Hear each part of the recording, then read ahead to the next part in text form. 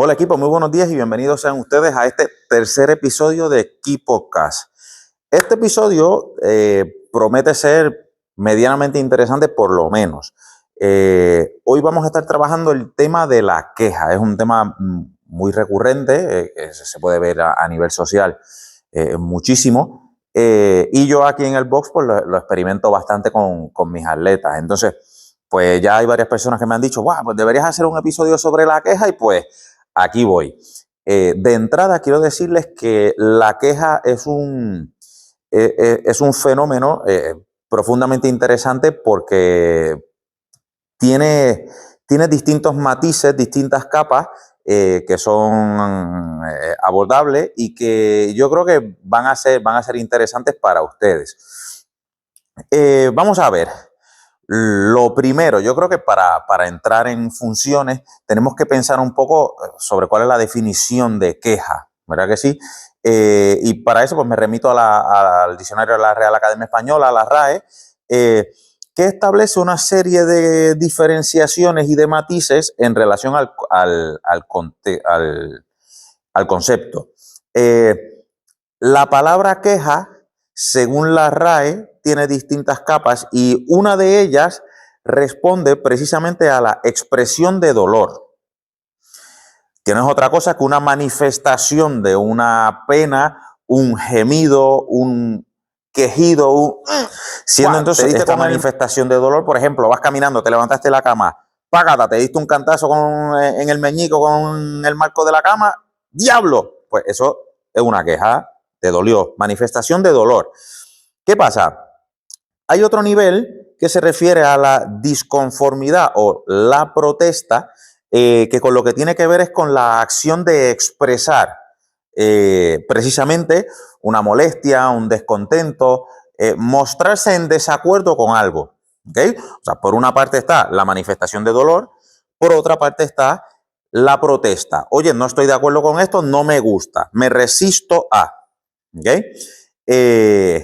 Y esa manifestación o esa resistencia puede ir bien cierto sea relacionado a una persona, un acontecimiento, un suceso o algún producto o lo que sea. ¿Verdad que sí? O sea, tú vas a la panadería y compraste un croissant y el croissant está duro, pues tú miras al dependiente o la dependiente y le dices, oye, que esto está duro, ahí me quejo, ¿no? Manifiesto mi inconformidad con eso. Es simple, ¿verdad que sí? ¿Qué pasa? Esto también incluye la acción de quejarse. ¿Qué significa esto? Me lamento o me querello ante determinadas personas. Manifiesto mi inconformidad, actúo para que otros me vean. Es una puesta en escena también. ¿Okay? Otra dimensión que tiene el concepto de la queja, pues tiene que ver con los sentimientos, ¿no? Tiene que ver con el resentimiento, tal vez, con la desazón, ay, no hay algo que no me gusta, hay algo que me genera resistencia y yo personalmente me siento así frente a determinada situación. Y bueno, también hace la RAE una distinción con el contexto jurídico, ¿no? Cuando se hace una reclamación formal, cuando se establece un reclamo ante determinadas instituciones o, bueno, pues, desde el aspecto legal. ¿Okay? ¿Qué sucede? El concepto de la queja proviene de la palabra en latín quesare, que no es otra cosa que sacudir con fuerza, que quebrantar. O sea, de alguna manera podríamos interpretarlo como romper un ordenamiento o como generar una sacudida, un cambio en el status quo. ¿Ok? ¿Qué sucede? Estos son distintos matices que presenta la Real Academia Española y uno dice, bueno, pues venga, va. Ahora, sin embargo, hay otra definición de queja que a mí me resulta especialmente interesante y es aquella que dice lo siguiente, escucha esto. La expresión verbal o mental de un malestar sin asunción explícita de responsabilidad ni orientación a la acción. Esta definición yo creo que es fundamental porque trata varios aspectos. Primero, es una expresión, es una manifestación, ya bien sea explícita, que los demás pueden escuchar y observar, o mental, porque también puedo estar quejándome en la cabeza, es que no quiero ir al trabajo, es que esto, es que el vecino lo que hace es que jeringa, que no sé qué, que no sé cuánto, toda esa conversación interna, pero no externalizo nada. O puedo externalizarla. Es que el vecino lo que hace es que me jeringa todo el tiempo, no sé qué, hablo para aquí, para allá, la gente me escucha y bueno, sabe que me estoy quejando.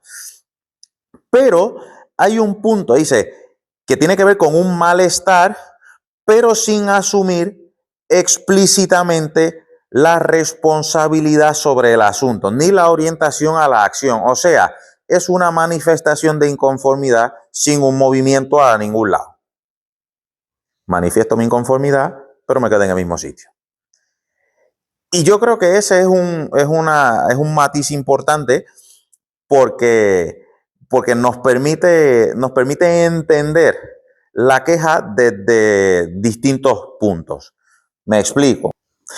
Entonces, por una parte, la queja funciona como un elemento que permite descargar tensión. Yo me quito una tensión que tengo por dentro, la exteriorizo y me siento un poco más relajado.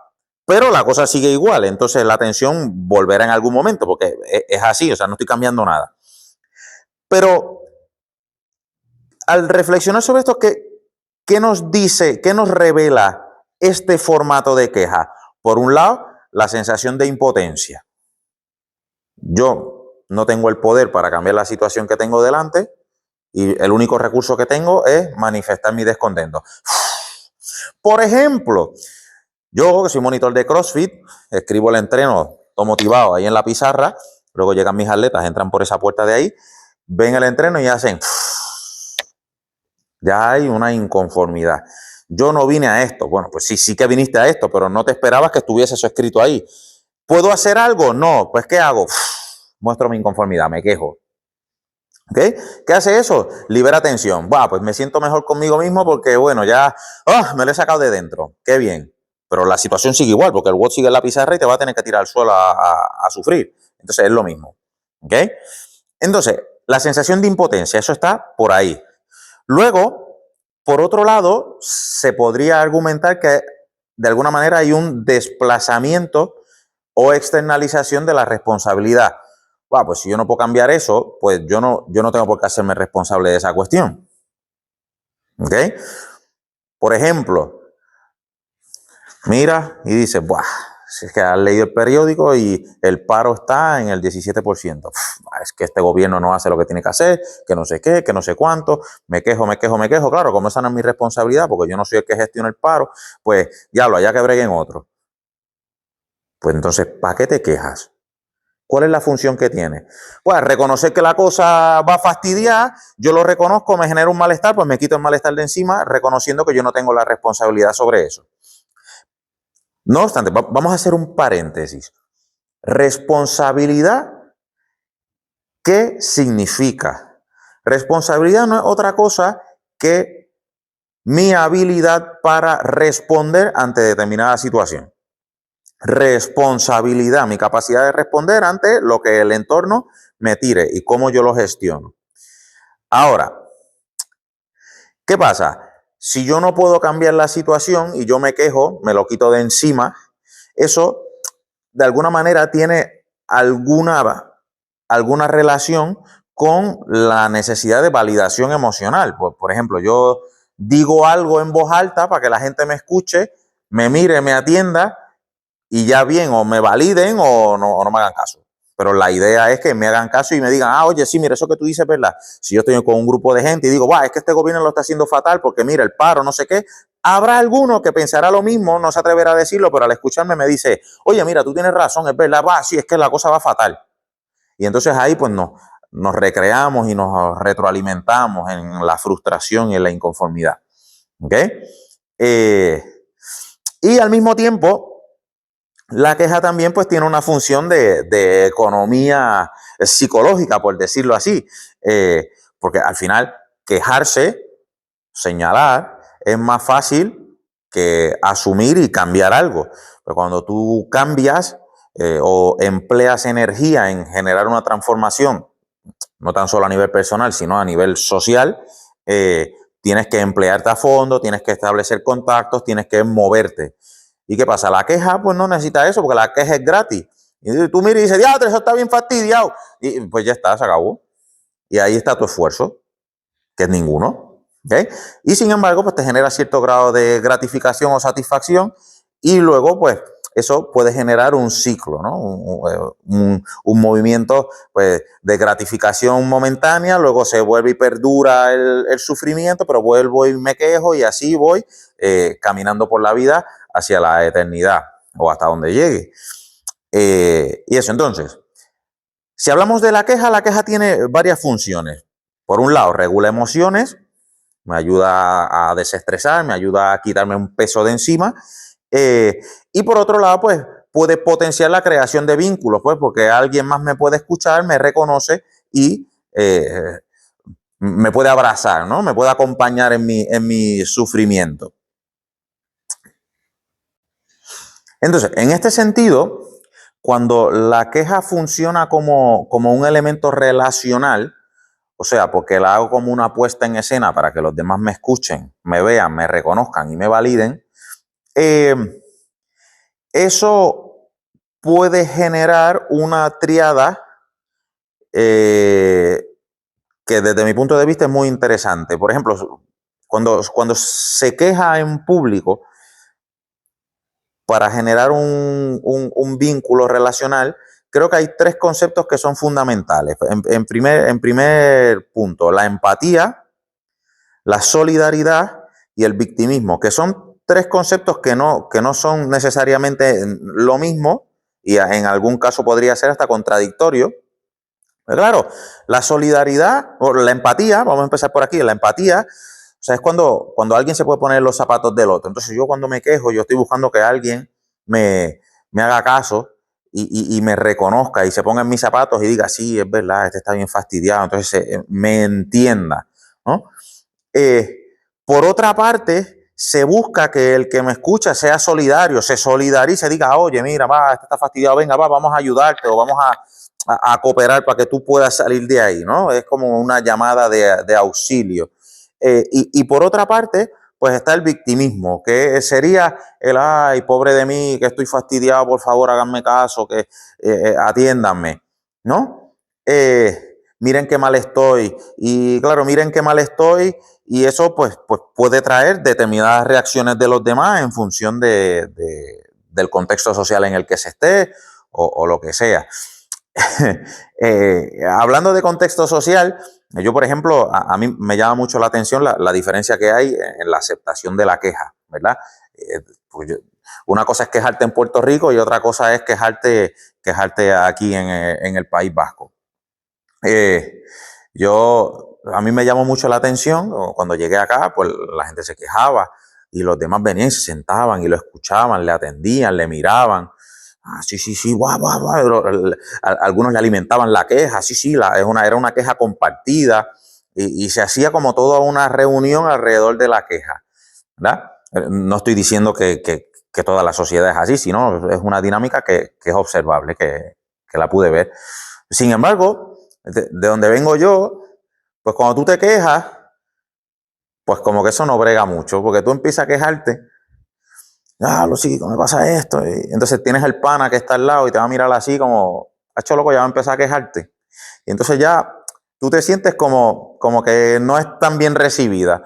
Entonces dice, no, pero escucha esto, que es importante, mano, mira, me está pasando esto, y el pana, mira, loco, pero ya está, cállate ya. Tú empezar a llorar, y entonces ahí ya la cosa como que va degradando, porque tú vas buscando apoyo emocional en otra persona y la otra persona lo que hace es que pasa de ti y dice, mira, loco, en verdad, cállate la boca, porque todo lo que estás hablando, estás llorando. Entonces, para llorar para la llorería, para llorar para maternidad, toda esta construcción discursiva que se hace alrededor de la queja o la reacción que se tiene alrededor de la queja, yo creo que también habría que observarla, ¿no? Porque por una parte,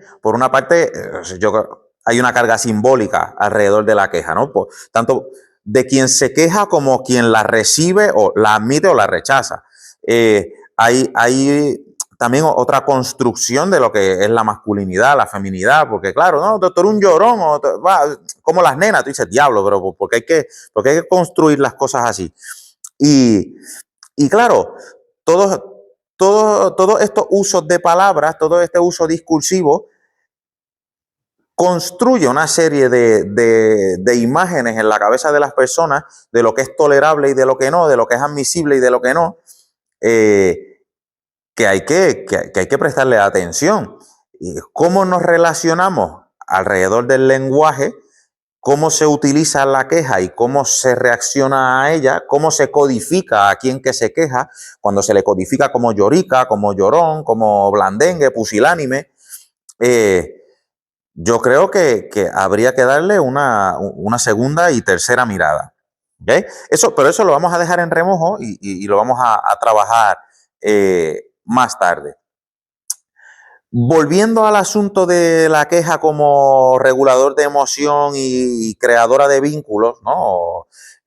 Yo creo que hay una dinámica que hay que reconocer que tiene que ver que si la queja funciona como por decirlo así, como ansiolítico, ¿no? Que ayuda a reducir tensión, etcétera, así como relaja, también tiene la capacidad de ser un elemento debilitante. ¿Debilitante en qué sentido? En el sentido de que si yo tengo la capacidad de hacerme responsable de cosas y sin embargo recurro a la queja, algo que no va acompañado de una acción, pues yo entro en lo que se diría como la apatía. Entonces eso debilita mi posicionamiento como ser humano ante determinadas situaciones y condiciones. Lo que por consiguiente podría reducir o aminorar mi capacidad de acción y al mismo tiempo se puede convertir en una actividad que es adictiva e incluso contagiosa, ¿no? Porque cuando empieza a quejarse uno por aquí, luego el otro le escucha y dice, pues si este se puede quejar, yo también, entonces yo también me quejo. Y entonces aquí, y va la queja, entonces está todo el mundo quejándose. Y eso yo lo veo en el box. Empieza uno a quejarse suavecito, porque tampoco las hacen duras. A veces sí, a veces tiene la valentía de hacerlo de manera fuerte y contundente, pero a veces es suavecito. Y luego empieza creciendo por acá, hasta que de momento tiene a todo el mundo quejándose y dice, oye, pero ven acá, ¿a qué vinieron? ¿Vinieron a trabajar o vinieron a quejarse? Pues tírate al suelo y ya, y entonces ya automáticamente acaba la queja. Pero esa queja hay que ser consciente de que es, me quito ese peso de encima, pero voy a lo que voy. ¿Okay? O sea, sí que viene acompañada de acción, pero también se puede dar el caso en donde me quejo y no hago nada. Entonces me voy haciendo pequeño y me encojo y no llego a ningún sitio. ¿Okay? Eso tiene especial relación con la responsabilidad, porque la responsabilidad es lo opuesto a empequeñecer. O sea, la responsabilidad es yo soy consciente de que tengo el poder de incidir sobre mi vida y por lo tanto tomo las riendas del asunto y hago lo que tengo que hacer. Esté bien o esté mal, pero yo hago algo. ¿Okay? Tiene que ver con el hacerse cargo, con sostener cosas. ¿Okay? La que no es otra cosa que reconocer la autoría de uno. Pero esto lo voy a desarrollar ahora en un segundo. Cuando nosotros hablamos de responsabilidad, no estamos hablando de asumir la culpa, pues la culpa es otra cosa, ¿ok? O asumir una carga. Estamos hablando del concepto de autoría. Autoría tiene que ver con ser autor de. Y cuando eres autor de, eso lo que significa es que tú tienes un reconocimiento de que tú, como individuo, como persona, has formado parte en la creación de tu realidad. Entonces, este concepto está dentro de un conjunto de relaciones que se dan a la hora de construir la queja y lo vamos a desglosar ahora. ¿Qué implica la responsabilidad dentro de la queja? Implica en primer momento que hay una percepción. Yo como ser humano observo lo que hay alrededor en mi ambiente, lo percibo, lo interpreto y actúo en consecuencia de esa interpretación que yo tengo. Entonces, si yo no me considero culpable o responsable de lo que está pasando, pues yo automáticamente me veo en la posibilidad de pasarle el asunto.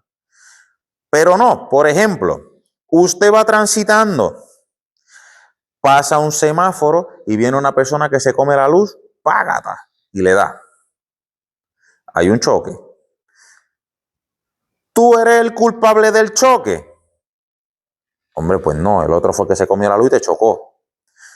¿Tú tienes un grado de responsabilidad dentro de esa situación? Pues claro que sí, porque tú estás metido en la situación, alguien te ha chocado, pues tú tendrás que ver, primero ver si tú estás bien, ser responsable contigo mismo, tener la capacidad de actuar ante la situación, luego tendrás que ir a ver si el otro está bien, o lo va a dejar ahí tirado. Pues no, porque es otra persona, entonces tú vas, verifica, oye, mira, tú estás bien, no sé qué, yo me hago responsable de mí y de ti, y tú deberías hacer lo mismo también. Entonces eso es lo que se conoce como responsabilidad compartida, porque existimos en sociedad y asimismo como compartimos derechos, también compartimos obligaciones. Entonces es la obligación mía hacerme responsable, porque yo estoy metido en la situación. Igual a lo mejor si yo hubiese estado un poco más presente, a lo mejor me hubiese dado cuenta que este se iba a comer la luz y frenaba y podía evitar el choque. Pero, claro, siempre es fácil delegar la culpa y la responsabilidad en el otro y deshacernos de eso. Entonces, ahora, la percepción, cómo yo percibo lo que ha ocurrido, tiene mucho que ver con la noción de la autoría. ¿Hasta qué punto yo tengo la aceptación de que esto, de que esa situación depende en menor o mayor grado de mí? Si yo reconozco que yo formo parte de toda situación en la que me veo involucrado, yo estoy aceptando mi autoría. Y si yo acepto mi autoría, yo acepto necesariamente mi grado de responsabilidad, ya sea mayor o menor, pero yo lo acepto. Incluso si quiero, puedo asumir más responsabilidad de la que me corresponde, si quiero. Pero tiene que ver con la entereza y sobre todo con la visión, con el entendimiento de la realidad. Y todo esto tiene que venir acompañado necesariamente de una respuesta consciente. Porque no es responder por responder a lo loco, sino hay una aceptación de que yo formo parte de esta situación y yo elijo libre y voluntariamente cómo lo voy a afrontar. ¿Okay? Ahora, esto no significa que yo me voy a hacer cargo de todo, que yo voy a cargar con todo, que yo me voy a culpar por todo, me voy a flagelar la espalda y que yo voy a poder con todo, porque eso lo que hace es que te va a desgastar y no es responsable contigo. ¿Okay? Eso es evidente. Eso como en las familias, ¿no? Que está la mamá que puede con todo, ¿no? Entonces todo el mundo arrastrando los pies en la casa y la mamá, no, porque yo puedo. Venga, la mochila, me llevo los nenes, no, me llevo, hago la comida, no, hago esto otro, no, hago esto otro. Pues oye, cuando tú haces eso, no le estás haciendo un bien a los demás, porque te estás haciendo cargo de más cosas de las que te corresponden, entonces nadie más asume su responsabilidad y por lo tanto te están explotando, tú estás siendo explotada libre y voluntariamente y luego entonces viene la queja. No, porque es que mira, es que no me ayudan. Bueno, pues claro, no te ayudan porque saben que tú lo vas a hacer. ¿Okay? Entonces, hay una responsabilidad tanto hacia el exterior como conmigo mismo. Y en la medida en que nosotros nos hacemos responsables con nosotros mismos, ponemos límites a los demás y les decimos, no, no, tú vas a llegar hasta aquí.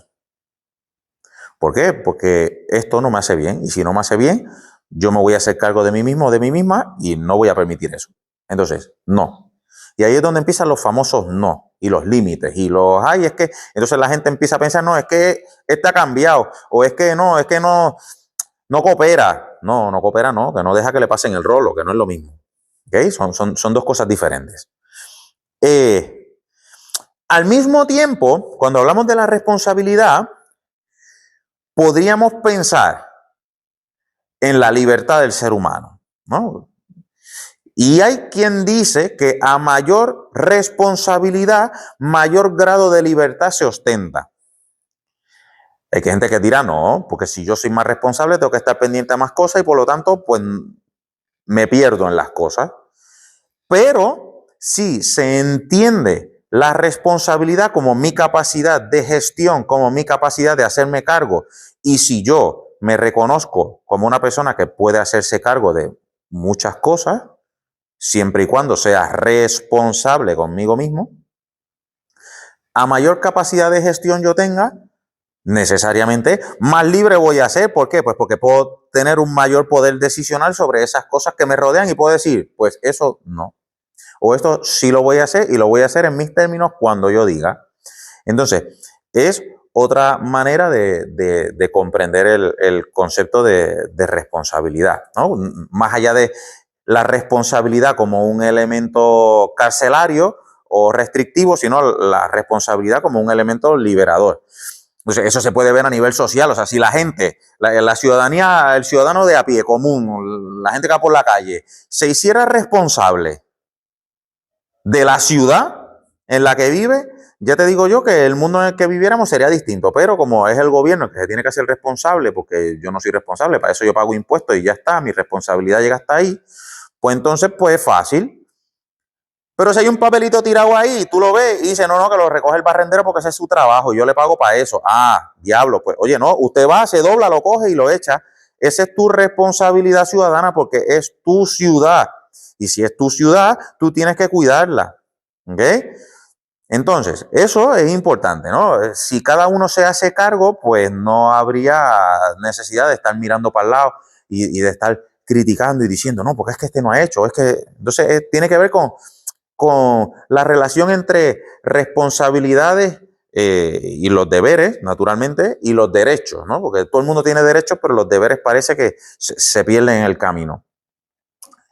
Ahora, en relación a todo esto, yo creo que está el elemento de la culpa. Yo creo que la culpa es un concepto fundamental. O sea, sobre todo porque es un elemento ancestral, ¿no? Y que tiene distintas dimensiones. Tiene pues, desde la dimensión religiosa, ¿no? De la culpa del pecado original, que todos pues, los seres humanos metimos las patas, ¿no? Adán y Eva que la liaron y entonces se formó todo este reguero.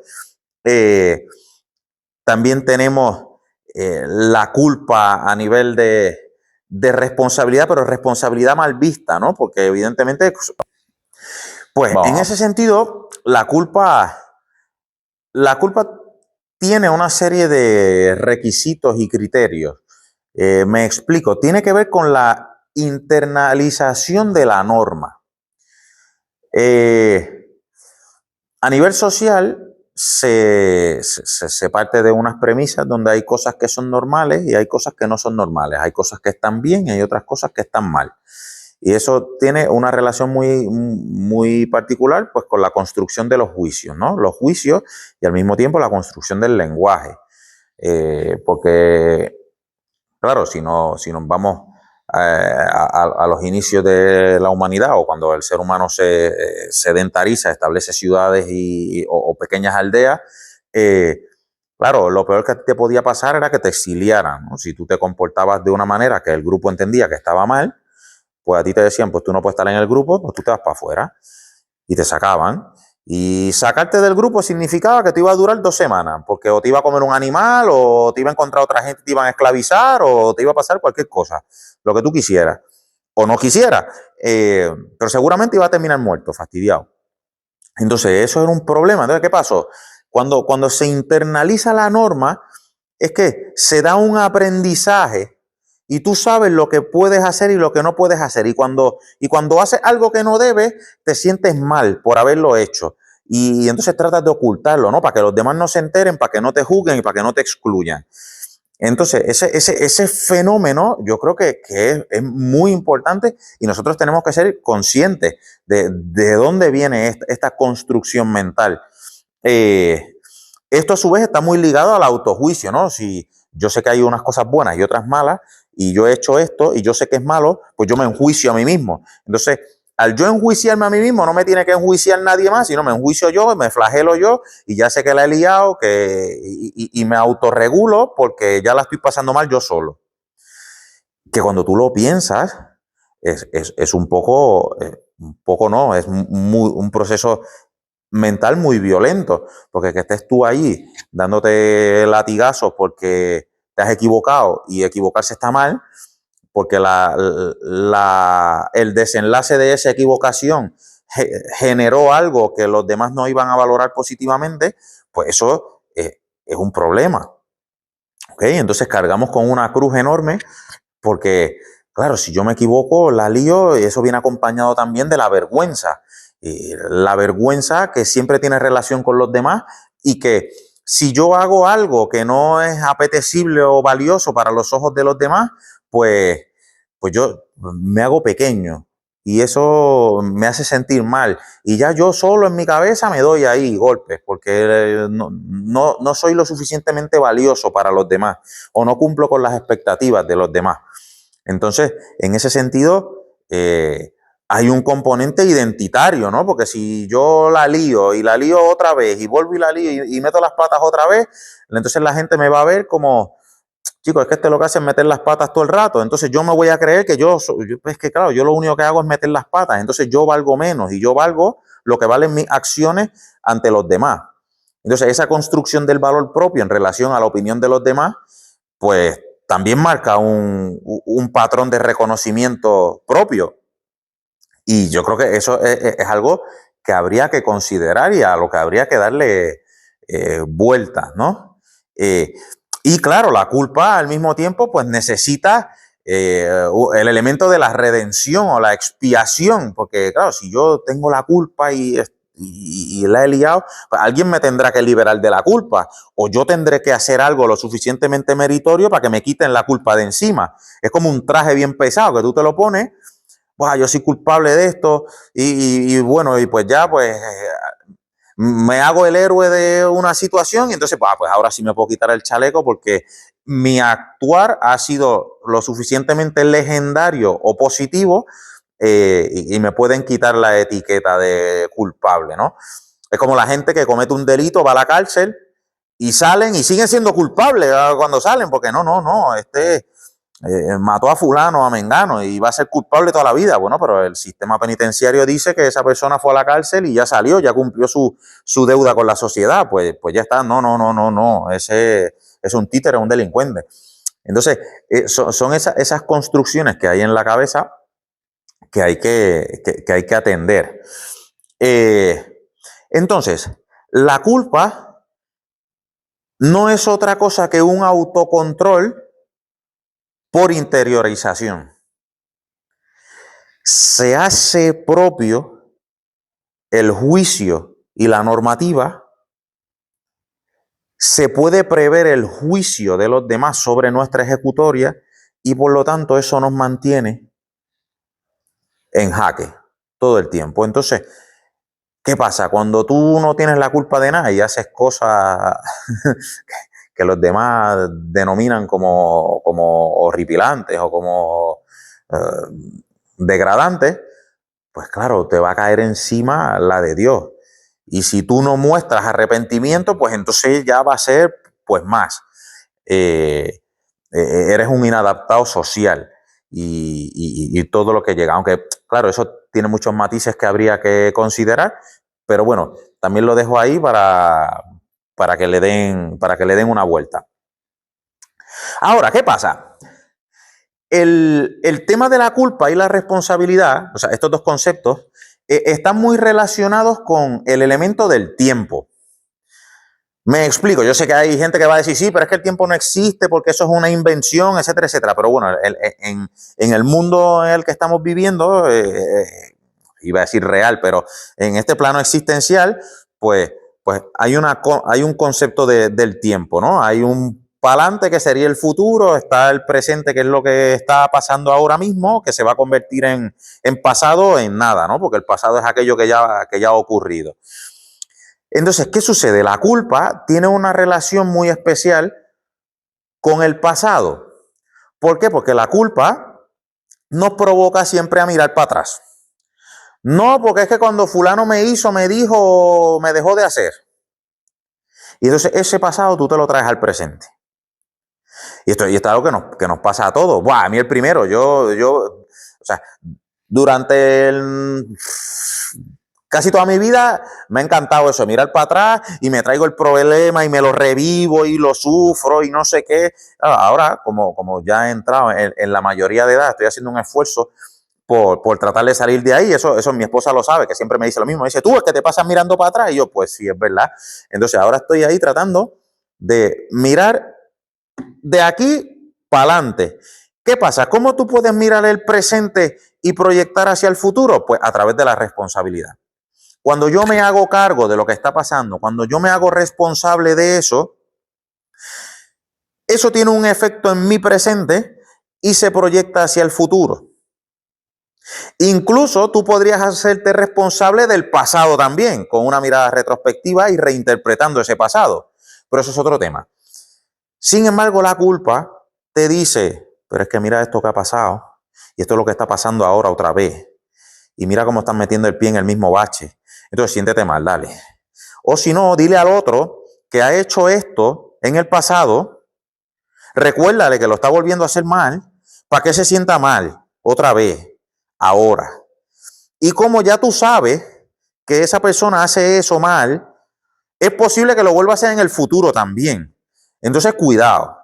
Entonces es el estado del estrés permanente, de mi experiencia de vida marca cómo yo vivo el presente e incluso se podría volver a manifestar en el futuro. Entonces es la ansiedad vitalicia. ¿Okay? Eso también yo lo suelto ahí porque me parece que cada persona puede hacer una revisión de su forma de actuar, de su forma de entender y puede mirar su pasado, su presente y su proyección hacia el futuro y puede ver ciertos rasgos que se van repitiendo a lo largo de la historia. Y entonces yo creo que eso es un elemento importante para transformar nuestra vida para mejor. ¿Ok?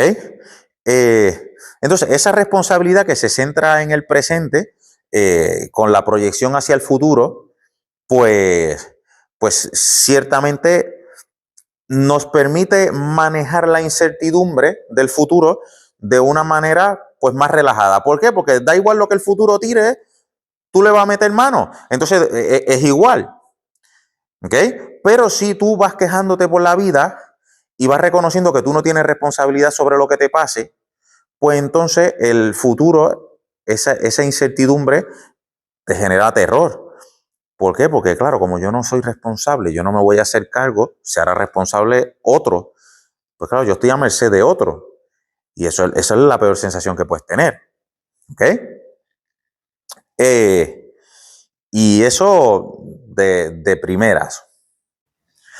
Entonces, por eso de recapitular un poco de todo lo que hemos hablado, ¿no? Yo creo que el elemento de la queja, la culpa y la responsabilidad están intrínsecamente ligados. Habría que añadir el elemento del miedo, pero eso habría que tomarlo por separado, ¿no? Porque ya si no, es una fiesta muy grande y no nos da el tiempo. Pero la culpa, la responsabilidad y la queja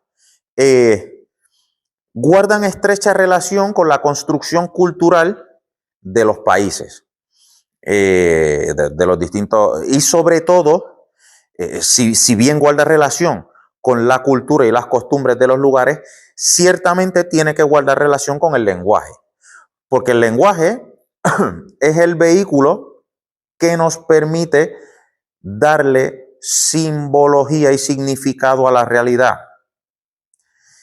Y por lo tanto, en función de cómo yo construyo la realidad a través de las palabras, la queja, la culpa y la responsabilidad van a ocupar un lugar dentro de las relaciones que se construyen dentro del entorno social. ¿Qué pasa? Este lenguaje, a su vez, nos permite una categorización de las cosas. Y la categorización última, pues, suele ser, pues, lo bueno y lo malo, lo deseable, lo indeseable. Y si se fijan, pues siempre vamos en rasgos polarizantes, polares. Hay una cosa por un lado, otra cosa en el otro. Y una necesariamente representa el antagonista del otro y de alguna manera le da sentido y valor a su contrapuesto. ¿Ok?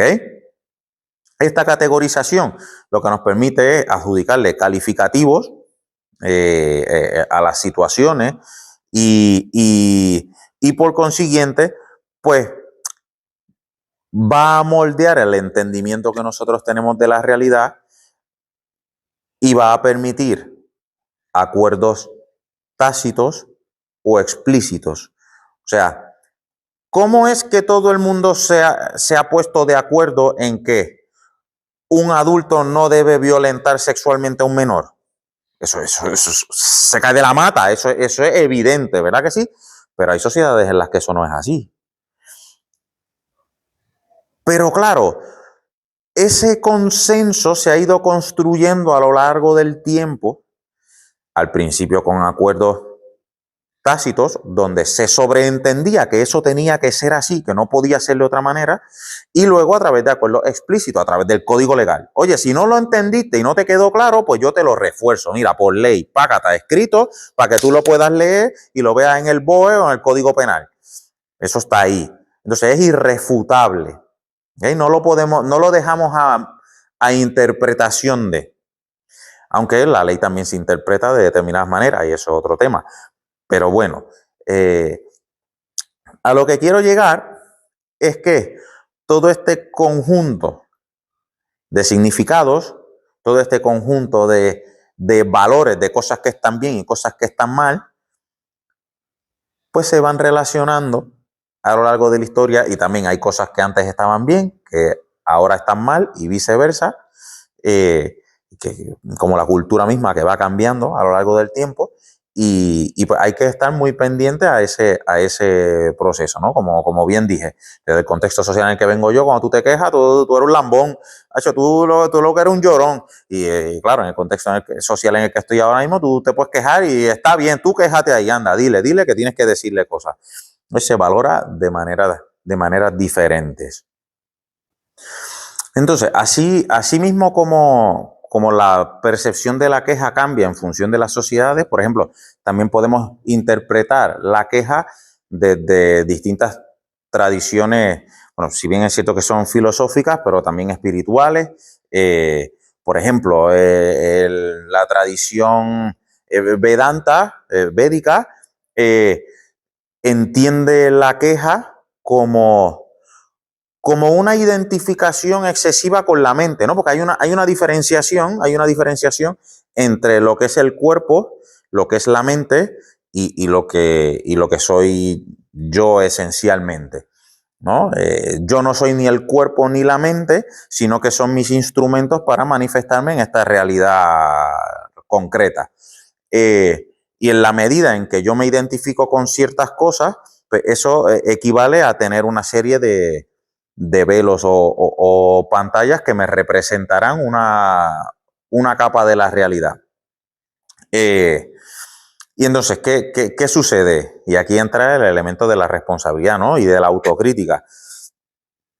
¿Hasta qué punto yo soy capaz de observarme a mí mismo, de interpretarme y reinterpretarme frente a determinadas situaciones y puedo decir, vamos a ver, ¿por qué es que esto me está afectando? ¿Cuál es el problema? Y esa labor de autoindagación, de cuestionamiento, de autocrítica, nos permite de alguna manera distanciarnos del pensamiento que va ocurriendo en nuestra cabeza. Es como dar un paso atrás y poder observar y convertirte en el observador de ti mismo dentro de toda la complejidad y de todos los elementos que te componen, ¿no? O que te permiten existir en esta realidad o en este plano. Esto es otro imaginario, ¿no? Yo a lo mejor puedo estar diciendo esto y hay gente que dice, sí, hombre, pues no, tú eres lo que tú eres y tú eres tú y punto. Pero bueno, hay otras formas de entender la experiencia en esta vida. Y cuáles son los elementos que nos componen como seres humanos, ¿no? Yo también lo dejo ahí para quien le pueda interesar o meterse a indagar sobre estos temas. Entonces, por eso de recapitular, la queja tiene distintas funciones, tiene funciones relacionales en cuanto a nuestros vínculos con los demás, ya bien sea para generar empatía, solidaridad o para entrar en dinámicas victimistas, tiene una función reguladora o de descompresión emocional, para liberar estrés y sufrimiento o tristeza. Tiene también la función de manifestar un malestar o un rechazo ante determinada cosa, que eso puede venir acompañado de acciones o no. Pues la queja, evidentemente, pues tiene una relación especial con la responsabilidad, que ya dijimos que es la habilidad de responder ante X situación. Que todos tenemos la capacidad de responder. O sea, todos la tenemos, todos tenemos una capacidad tan limitada como nuestra capacidad de entender. No sé si me explico. Hay gente que la tendrá pues muy limitada, hay gente que la tendrá ilimitada casi. Entonces, eso todo depende del grado de convicción y el grado de valoración que tenga pues cada uno para con sus habilidades y su desenvolvimiento tanto en el plano externo como en el interno. Y entonces la responsabilidad a su vez, que tiene relación con el elemento de la culpa, que es central dentro de nuestra sociedad. Yo creo que habría que dedicarle un capítulo solo al elemento de la culpa, más que todo por responsabilidad discursiva, y al miedo. Estaría muy bien dedicarle un espacio a la culpa y al miedo. Entonces, pues esa tríada al final se manifiesta en distintas capas del desarrollo humano. Se presenta tanto a nivel político, cuando usted ve a los políticos que empiezan a hablar en el Parlamento y hablan y hablan y hablan y se quejan y no, porque usted entonces le echa la culpa al otro, porque claro, la queja se asocia muy bien con la culpa, ¿no? Yo me quejo y el responsable eres tú. Externalizo la responsabilidad hacia ti. Como tú no estás responsable, por eso es que el país está como está. Y yo creo que la ciudadanía tiene un papel importante que tomar ahí. Cuando usted como ciudadano o ciudadana escucha estos discursos, atienda y emplee toda su capacidad de discernimiento para ver qué es realmente lo que están diciendo estas personas que se supone que son tus empleados. O sea, esto yo creo que tenemos el mundo muy mal entendido. O sea, los políticos son funcionarios públicos, o sea, son nuestros trabajadores. Ellos están ahí para adelantar nuestros intereses. Sin embargo, adelantan los intereses que les da la gana y la gente se queda tan tranquila. Entonces yo creo que habría que reevaluar cuáles son las responsabilidades cívicas de las personas dentro del entorno social. Eso es lo primero. Luego de que los impuestos suben, entonces todo el mundo quejándose que los impuestos suben, pues bueno, pues entonces, ¿qué vas a hacer? No, porque es que se rescatan a los bancos y no pasa nada. Vale, pues, ¿y qué vas a hacer?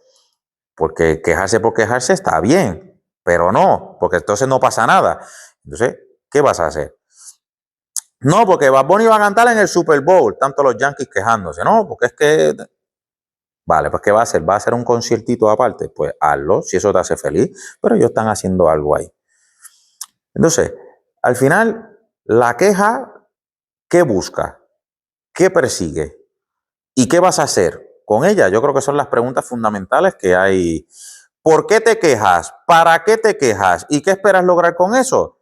Son preguntas que te tienes que hacer. Cada vez que te escuches quejándote, porque te quejas aquí y luego lo exteriorizas, pues hazte esa pregunta.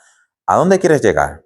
¿Qué es lo que quieres lograr? ¿Qué es lo que generas en el otro que te esté escuchando quejarte? ¿Es positivo lo que generas en el otro? Yo recuerdo que hace algún tiempo había leído un escrito de Krishnamurti que se llamaba A los pies del maestro y decía, mira, si tú no vas a decir algo que sea bueno, verdadero y útil, mejor no digas nada. Y claro, cuando tú lo piensas con detenimiento, pues tiene mucho sentido esto, porque al final, si lo que tú vas a decir no es bueno, o sea, no invita al bienestar de los demás, si lo que vas a decir no es verdadero, porque no es claro, habrá que ver qué es lo verdadero, porque ¿qué es la verdad? Eso ya es la pregunta de los 65,000 chavitos. ¿Qué es eso? ¿Cómo se construye la verdad? Lo que yo pienso es la verdad. Entonces, igual si partimos de la premisa que lo que nosotros pensamos no es verdad, pues igual tendríamos mucho más cuidado a la hora de hablar. Y luego, si lo que voy a decir no es útil, no le va a servir para algo al otro, pues ¿para qué lo vas a decir? Que te cayó la boca, no te quejes. Que no, tú sí quieres quejarte, quéjate, pero no que para que sepas. Entonces, yo creo que esas son cosas básicas en las que habría que pensar antes de uno abrir la boca. ¿Por qué? Porque si lo que yo digo es una manifestación de lo que yo llevo en la cabeza, que son pensamientos, que son cargas eléctricas, y como bien todos sabemos, toda la materia está constituida por cargas eléctricas de mayor o menor grado, todo es vibración, todo es energía, pues necesariamente todo lo que yo genere aquí y expulse por aquí va a tener un efecto, ya sea bien a nivel consciente o inconsciente, en las personas que me rodean. ¿Okay? Entonces, en ese sentido, uno tiene una responsabilidad importante, no solo con uno mismo, sino con los demás. Porque lo que uno emite al mundo, no solo es una representación de la interpretación que uno tiene del mundo, sino que lo que uno emite al final es un reflejo de quién uno es. Entonces, ¿cuál es el reflejo que tú quieres darle al universo y a las demás personas que están a tu alrededor? Pues yo creo que eso es algo sobre lo que habría que reflexionar y pensar. Entonces, yo sé que ya me he enrollado bastante. Hemos hablado pues, de la queja, de la culpa y de la responsabilidad. Ciertamente esto podría ser un tema que dé para bastante más, pero bueno, haciéndolo yo aquí en soledad y con mi hoja de apuntes enfrente, pues me ha dado para lo que me ha dado. Si usted se quedó con alguna pregunta o tiene alguna sugerencia o incluso quiere venir aquí a hablar conmigo, tener una conversación, porque no es lo mismo que esté yo aquí hablando solo para el mundo que tener a alguien aquí al lado y poder tener una conversación como la gente, eso a mí me divertiría un montón. Entonces, si usted quiere venir, pues yo encantado de la vida, porque así no estoy monologando por media hora. ¿Okay? Entonces, muchísimas gracias por su atención, por haber estado aquí. Si tienes algo que comentar, coméntalo aquí abajo. Si no me sigues, sígueme por favor. Y eso es lo que hay. Que pasen ustedes un buen día y espero que esto haya sido de mediana utilidad. Muchísimas gracias.